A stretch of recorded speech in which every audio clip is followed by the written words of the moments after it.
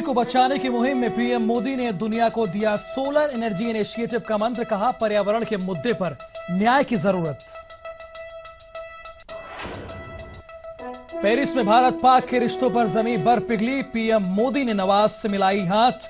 तकरीबन 2 मिनट तक हुई बातचीत। सबसे बड़ा सवाल, मुलाकात हुई, क्या बात हुई? पीएम मोदी ने पेरिस में जलवायु परिवर्तन पर किया दुनिया को आगाह। भारत की देन नहीं है ग्लोबल वार्मिंग। इंडियन पैवेलियन के उद्घाटन के मौके पर रखी बात।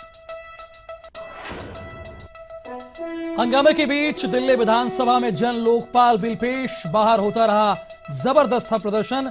योगेंद्र और प्रशांत भूषण ने कहा, बेवकूफ बना रहे हैं केजरीवाल।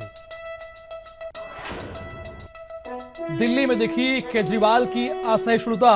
जन लोकपाल बिल का विरोध कर रहे बीजेपी विधायक विजेंद्र गुप्ता को मार्शलों ने घसीटकर बाहर निकाला। सीपीएम सांसद मोहम्मद सलीम के बयान पर लोकसभा जाम। सलीम ने गृह मंत्री राजनाथ पर हिंदू शासक मिलने जैसा बयान देने का लगाया था आरोप।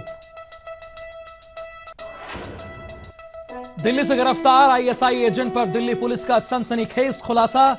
पाकिस्तान हाई कमीशन से कैफियतुल्लाह को मिल रही थी मदद।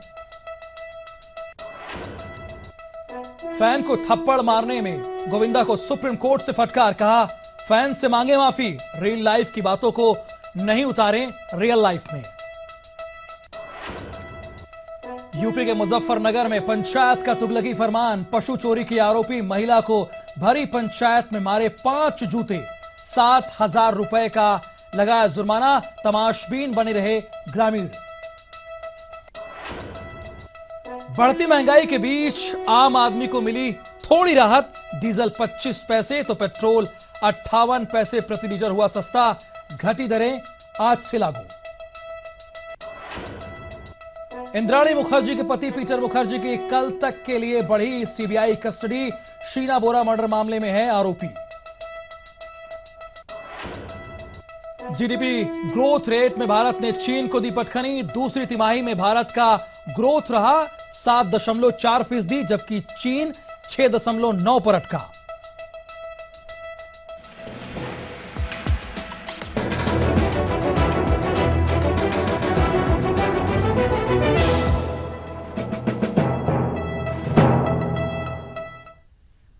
नमस्कार, आप देख रहे हैं फाइनल रिपोर्ट और मैं हूं आपके साथ राहुल सौमित्र। प्रधानमंत्री नरेंद्र मोदी ने क्लाइमेट चेंज समिट में दुनिया को सोलर एनर्जी का मंत्र दिया है। समिट को संबोधित करते हुए पीएम मोदी ने दुनिया को सोलर एनर्जी इनिशिएटिव की ओर ध्यान दिलाया है और कहा है कि पर्यावरण के मुद्दे पर न्याय की जरूरत है, ताकि ऐसा ना हो कि कुछ लोगों के फायदे के लिए तमाम लोगों का नुकसान हो। उन्होंने यह भी कहा कि विकास के लिए स्वच्छ ऊर्जा का प्रयोग होना चाहिए।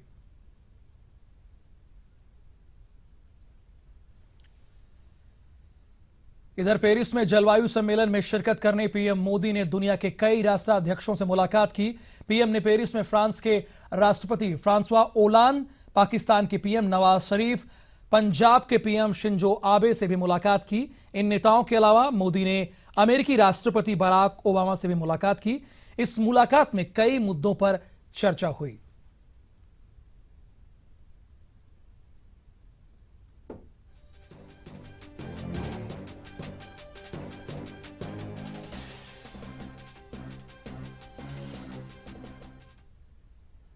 इधर पेरिस क्लाइमेट चेंज समिट के दौरान वो हुआ जिसकी उम्मीद नहीं थी।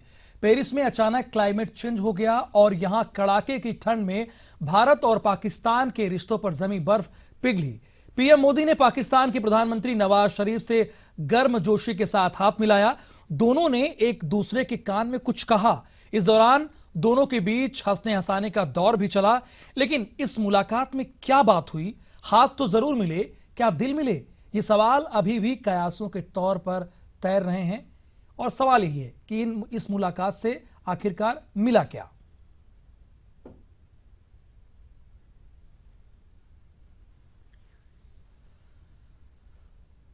कुछ और खबरों का रुख करेंगे। बढ़ते प्रदूषण के कारण जलवायु के मिजाज में हुए परिवर्तन ने दुनिया के अस्तित्व पर खतरा बढ़ा दिया है। लिहाजा पृथ्वी को बचाने के लिए पेरिस में दुनिया के तमाम दिग्गज नेता मंथन कर रहे हैं। आइए जानते हैं आखिर इस मंथन की आखिरकार जरूरत क्यों पड़ी।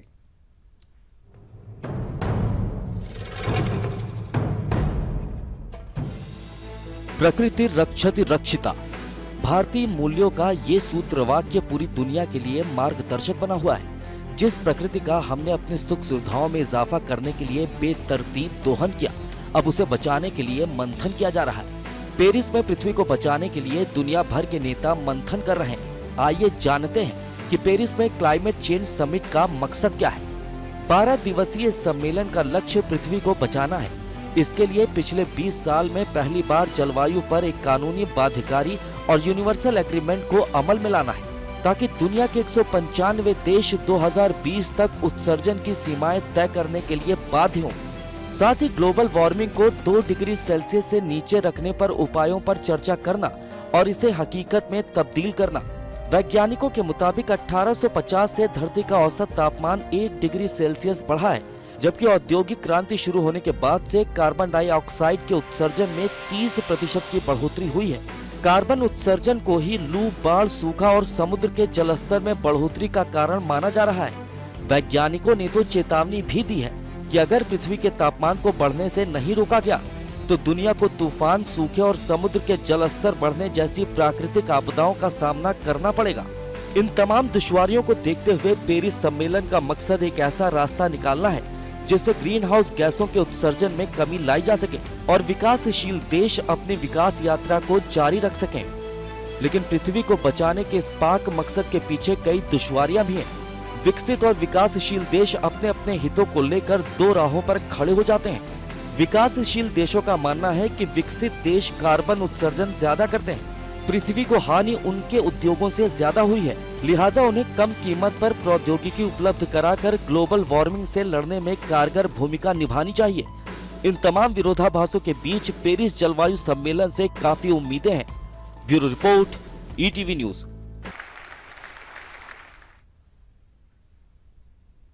तो इस जलवायु सम्मेलन से काफी उम्मीदें हैं।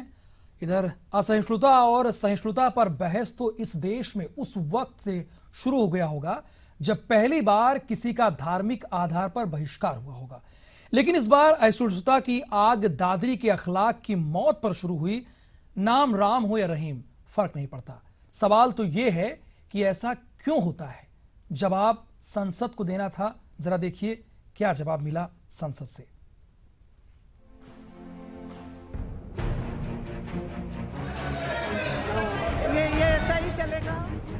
I'm sorry, House stands adjourned to meet again at 2:05.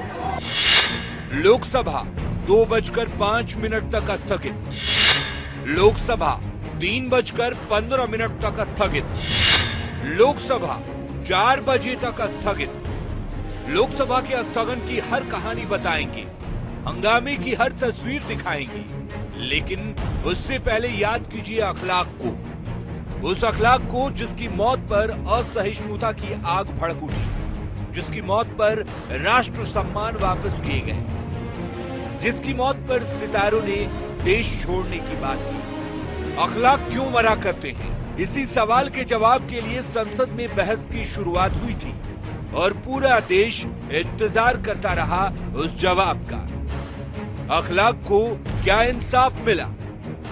जवाब देने के लिए सबसे पहले अपनी सीट से उठे सीपीएम सांसद मोहम्मद सलीम साहब। First Hindu ruler after 800 years. जब आप इलेक्शन मीटिंग के बाद, इलेक्शन के विक्ट्री के बाद,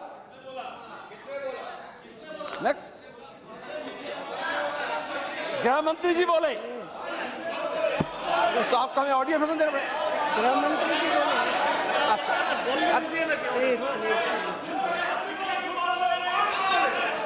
अच्छा वो अच्छा है तो वो खड़े होकर बोल दे कि हम ऐसा नहीं बोले, फिर बाकी हम देखेंगे। वो खड़े होकर बोल दे। 800 साल बाद या 1000 साल बाद कौन शासक है और कौन शासक था? जवाब इस पर नहीं चाहिए था। जवाब चाहिए था अखलाक क्यों मरा करते हैं। लेकिन सलीम साहब बहस कहीं और ले गए। आप इसका खंडन वहां कीजिए। I want to see you write a letter to the editor. Writer of the article is Pranay Sharma, my good old friend, university life से। प्लीज ऑथेंटिक रिपोर्ट करते हैं। मैं ये नहीं कहा कि आप सदन में कहें, मैं नहीं कहा कि आप टेलीविजन में कहें। मंत्री ने 800 साल की गुलामी की क्या आप सिखाते हो और जगह। सलीम साहब के इस बयान और बयान में छुपे तंज से गृह मंत्री आहत हो गए और उन्होंने सलीम साहब से इसे साबित करने या फिर माफी मांगने को कहा।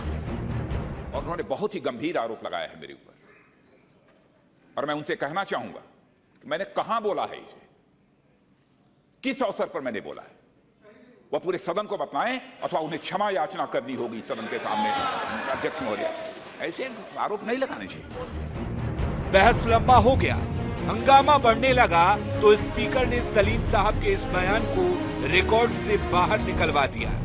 लेकिन इस बहस और हंगामे के बीच उस सवाल का जवाब नहीं मिला कि अखलाक क्यों मरा करते हैं। संसद पहले भी मौन थी, संसद फिर मौन रही। हाँ, बहस और हंगामे का दौर आगे जरूर बढ़ गया, जहां सवाल उठे और जवाब की जगह सवाल दर सवाल होते रहे। Bureau report, ETV news.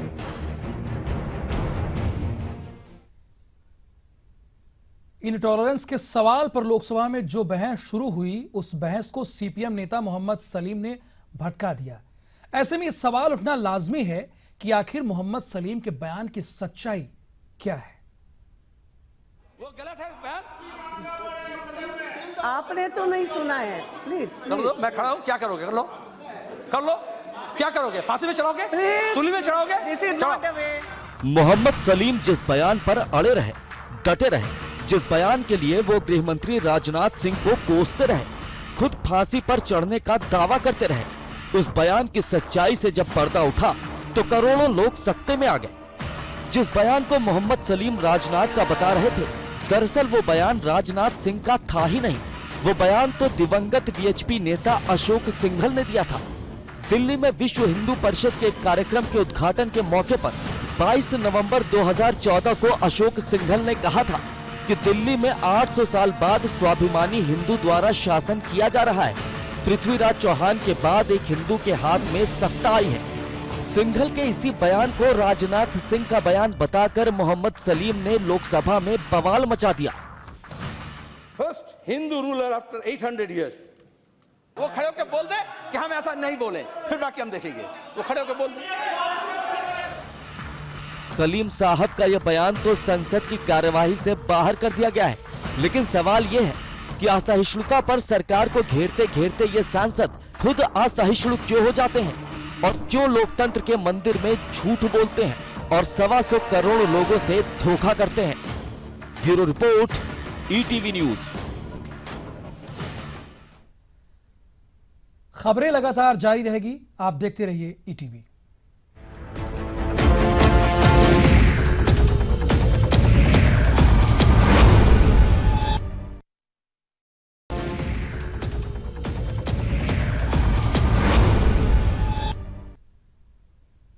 Break बाद आपका स्वागत है। बिहार की मधेपुरा इलेक्ट्रिक लोकोमोटिव फैक्ट्री और मढ़ौरा में डीजल लोकोमोटिव फैक्ट्री को लेकर दिल्ली में कॉन्ट्रैक्ट पर एग्रीमेंट हो गया।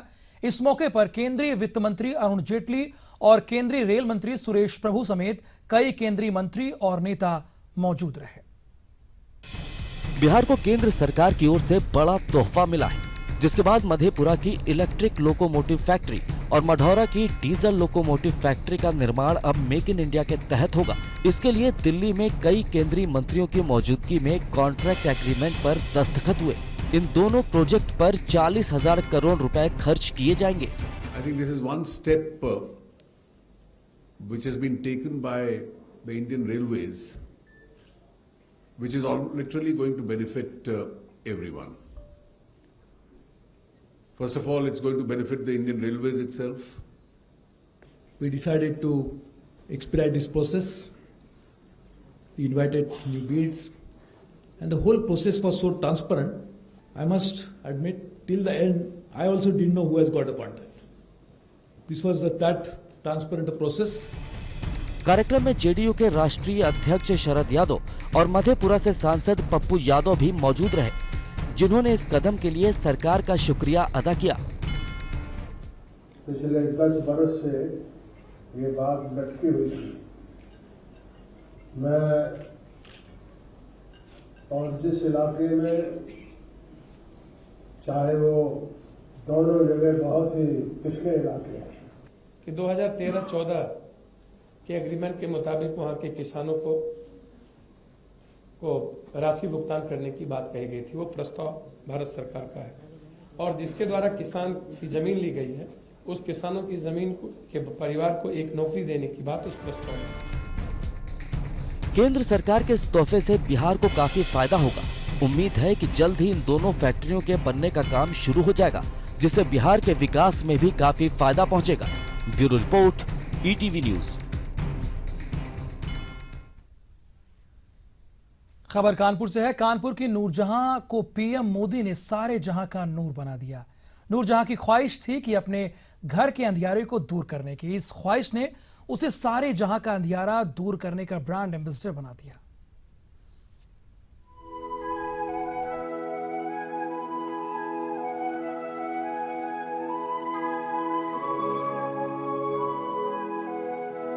नूरजहां, ये नाम है कानपुर की रहने वाली इस औरत का। अपने कच्चे आशियाने से इस जहां को रोशन करने की ख्वाहिश है नूरजहां की।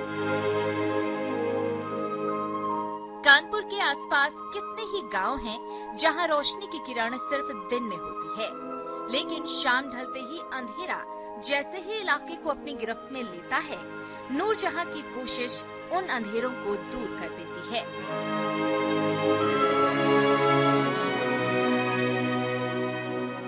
नूरजहां जी, कहां से आपके जहन में ये बात आई कि घर घर रोशनी पहुंचानी है? ये घर घर रोशनी हमको समित भारती से मिली है, तो समित भारती ने हमको दिया है, तब हमने ये किया है। घरन घरन सब लाइटें जा रही हैं रोशनी के लिए। ठीक सुना आपने, 3 साल पहले नूरजहां को सोलर पैनल की सरकारी मदद मिली थी। इसके सरीखे न जाने कितने ही थे जिन्हें सोलर पैनल की सरकारी सौगात मिली, लेकिन कोई भी ऐसा ना निकला जो उसकी मदद से किसी और के घर को रोशन करने का सपना देखता। लेकिन इसी समाज में ये औरत भी थी जिसके जहन में ये ख्वाहिश आई और फिर वक्त के साथ वही उसके जीने का जरिया भी बन गया। मोदी जी ने आपको रेडियो में आपके बारे में बताया, तो कैसा अब आपको लग रहा है और क्या आप उन महिलाओं के लिए कहना चाहते हैं जो घर में बैठती हैं? उनको महिलाओं को भैया सब कुछ ऐसे उनको भी मिलना चाहिए, लेकिन उनको धन्यवाद देगा कि सबको करें ऐसे, जैसे हमारे लिए तारीफ है ऐसे सबको तारीफ करें। वो किसी और के घर को रोशन करने को जिंदगी का मकसद बनाने वाली नूरजहां की नेक नियति अब कानपुर के सेवली की सरहद पार कर चुकी है। नूरजहां के जज्बात की चर्चा तो अब देश के प्रधानमंत्री नरेंद्र मोदी के मन की बात में हो चुकी है। इस शोहरत से नूरजहां खुश तो है, लेकिन ख्वाहिश अभी थमी नहीं है। ठीक ही कहा गया है कि अगर नियत अच्छी हो तो नियति अच्छी ही होती है। वाकई नूरजहां की सोच समाज के लिए बेमिसाल है। Bureau report, ETV news.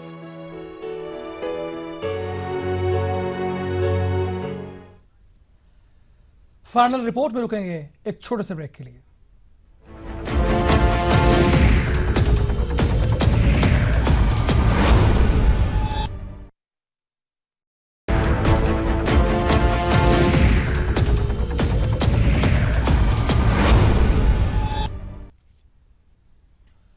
इधर गोवा में 20 नवंबर से चल रहे 46वां भारत अंतर्राष्ट्रीय फिल्म महोत्सव 2015 का सोमवार को समापन हुआ। समापन के मौके पर कई दिग्गज मौजूद रहे। 10 दिन तक चले समारोह के आखिरी दिन कई कैटेगरी में अवार्ड भी दिए गए। समारोह में खास तौर पर मौजूद रहे सूचना प्रसारण मंत्रालय के सचिव सुनील अरोड़ा ने भी पुरस्कार बांटा। अपने संबोधन की शुरुआत करते हुए अरोड़ा ने पूरी इंडस्ट्री को चंद शब्दों में बयां कर दिया। इस खास मौके पर ETV news network head Jagdish Chandra भी मौजूद रहे। उन्होंने कहा कि इस कामयाब आयोजन का श्रेय युवा नेतृत्व को जाता है।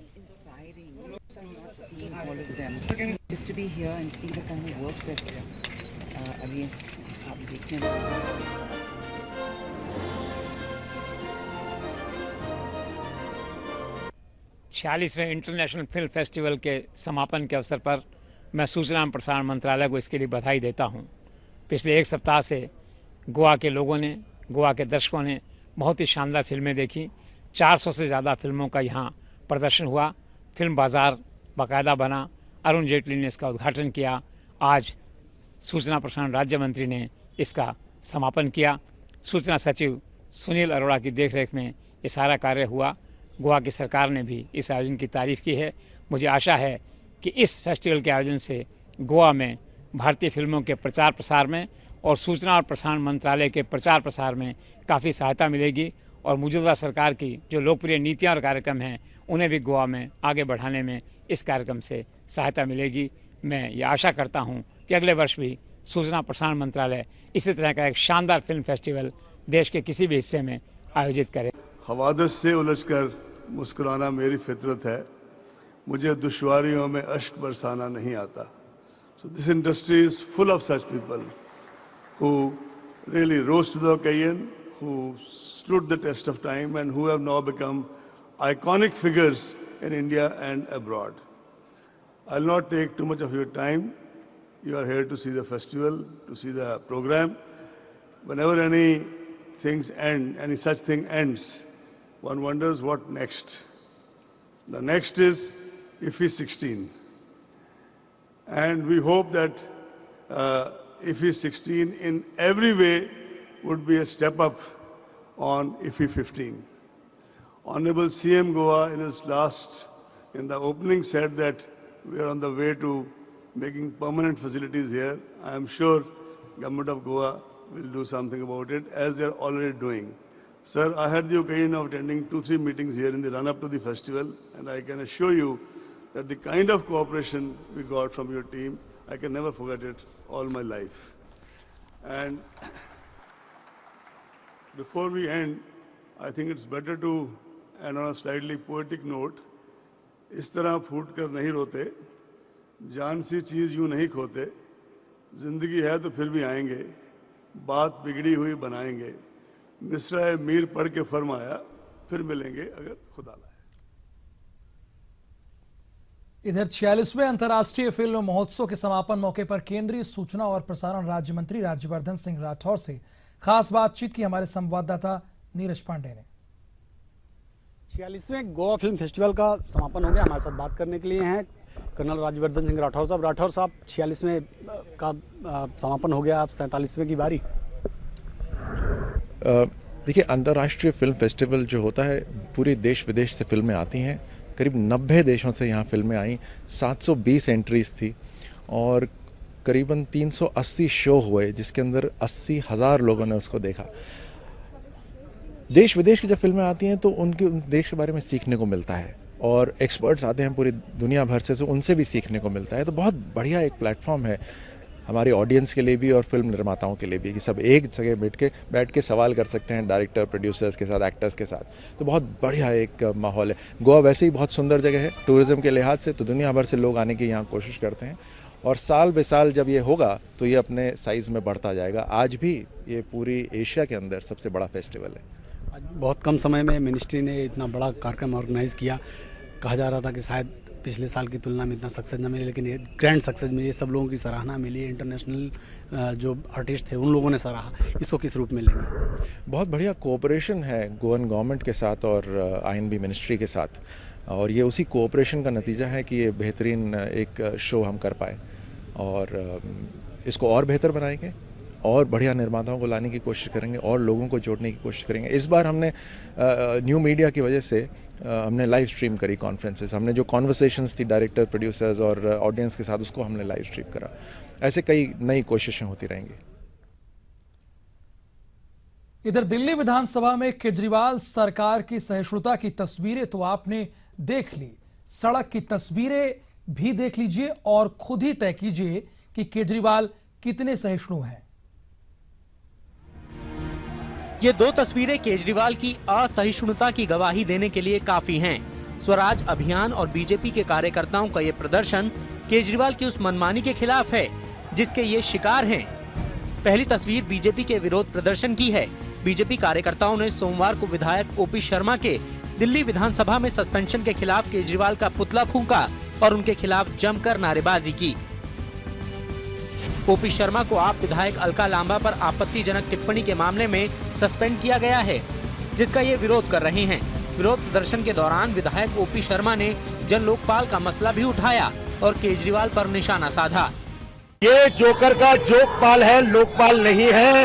ये लोगों को भरमाने वाला है। संवैधानिक प्रक्रियाओं को पूरा करे बगैर ये जिस बिल को लाने का प्रयास कर रहे हैं, ये केवल मसौदा ही रहेगा और केजरीवाल जी इसके ऊपर केवल राजनीति करते रहेंगे। जबकि विरोध प्रदर्शन की दूसरी तस्वीर स्वराज अभियान के कार्यकर्ताओं की है। केजरीवाल के जन लोकपाल को जोकपाल बताकर स्वराज अभियान के नेता कार्यकर्ताओं के साथ जंतर मंतर से दिल्ली विधानसभा तक मार्च निकाल रहे थे, लेकिन उन्हें बीच में ही रोक लिया गया और हिरासत में ले लिया गया। जो कहते थे कि जनता को प्रोटेस्ट करने का राइट होना चाहिए, उनका विधानसभा अध्यक्ष जनता को विधानसभा के नजदीक आने दे नहीं रहा है। ये उस सरकार की करतूती है जिस सरकार ने कहा था कि लोगों को जनता की आवाज सुननी चाहिए सरकार की। वो सरकार आज जनता की आवाज सुनने को तैयार नहीं है। इन दो तस्वीरों से साफ है कि केजरीवाल दुनिया को सहिष्णु होने की सीख तो जरूर देते हैं, लेकिन अपने खिलाफ उठ रही आवाजों पर कैसे असहिष्णु हो जाते हैं। Bureau report, ETV news. Final report के इस बुलेटिन में फिलहाल इतना ही। आपको छोड़े जाते हैं तिरछी नजर के साथ।